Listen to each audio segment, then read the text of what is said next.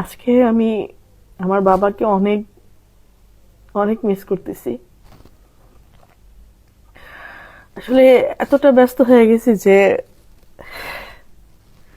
সময় হয় না সবসময় সবকিছু মনে করার, স্মৃতি আমার চোখে ভাসে না। এত ব্যস্ততা জীবন, এত ক্লান্ত থাকি। তো আজকে হঠাৎ করে আমার বাবার কথা খুব মনে পড়লো যে আমার বাবা তো আসলে নাই। এই ঈদে সবাইকে শপিং করে দেয় বাবারা সন্তানকে। আমি আলহামদুলিল্লাহ, আমি অনেক বড় হয়েছি, আমি নিজেকে নিজে শপিং করে দিতে পারি, কিন্তু বাবার মানে থাকে না ঈদ উপলক্ষে, এটা আসলে খুব স্পেশাল।